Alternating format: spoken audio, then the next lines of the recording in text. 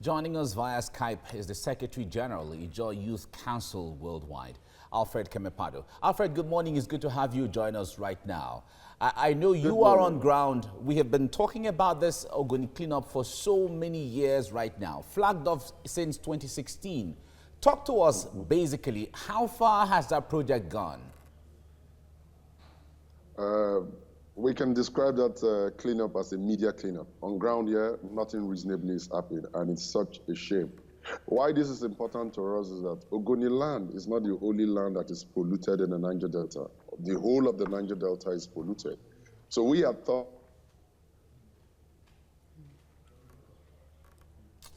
All right, the audio there from Alfred, he's joined. All right, Alfred, we're back to you now. We had a little hitch earlier on. Go ahead. We thought that the cleanup of Ogoni would lead to the cleanup of the whole of the Niger Delta, but for now, nothing is happening on ground. I can confirm that to you. I don't want to describe it as a scam. That may be too harsh, but nothing is happening on ground. Even the preliminaries are not happening. When I say the preliminaries, some communities were expected to be relocated. Some potable water is supposed to be provided for people around the polluted environment.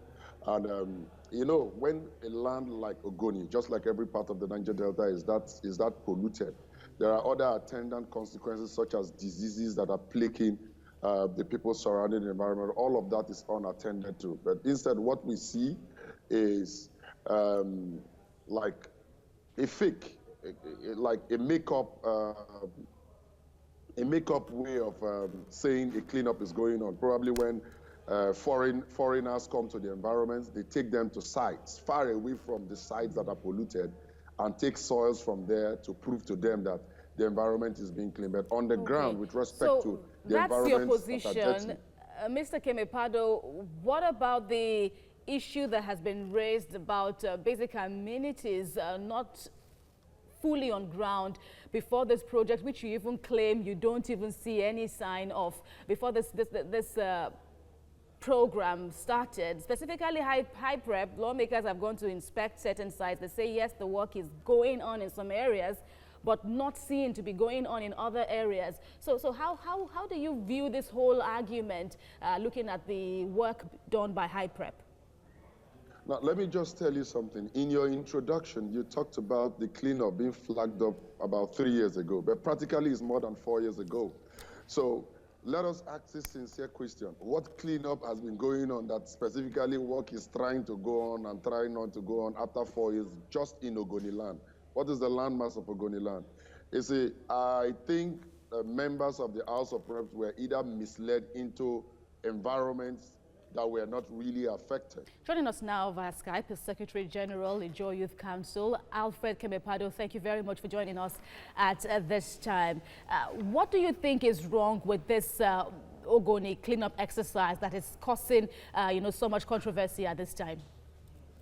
I think it's the sincerity of purpose and the over-politicization of the whole exercise.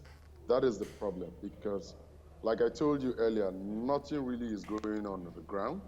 And we are just amazed that when international agencies come for inspection, just like the House of Reps committee came some few days ago, they are distracted and taken to places that the pollution didn't really affect. And sometimes they are made to make their report from these places that are less infected. But the whole of Ogoni land is heavily polluted. There's no potable drinking water. As I speak to you, this is not an exaggeration. There is no weekend that we don't attend about 4 to 5 burials in Ogoni land. And you know, sometimes our people are not so educated. Sometimes they attribute these things to spiritual this sickness, but they are all oil pollution related diseases, almost all of them, I mean to say. So the truth is, like I told you, is the over-politicization of the process and the lack of sincerity on the will of the people. Let me just tell you that if not for the committee's report with the House of Reps, with the National Assembly, we wouldn't even know that about 360 million naira has been released to these projects, and nobody knows anything about it. The contractors are unknown.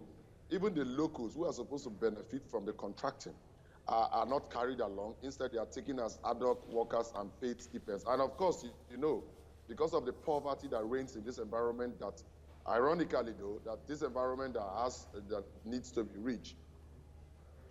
All right, Alfred, there is also beyond this, there are also... People just Okay, Alfred, sorry. Let me interrupt you a little because of time now so we can cover some grounds. Now, there are also allegations of the issue of internal wranglings.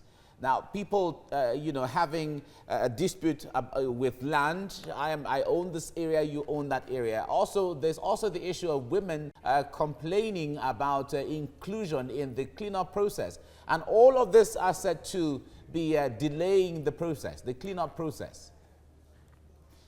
I agree. These are internal wranglings that can be managed if IPREP and the other related bodies, the Ministry of Environment, they are sincere. But let me also tell you, members of this high-powered organization are also in the business of hiring thugs to protect themselves against natives, thereby hiring natives. You know this divide and rule British thing that was able... All right.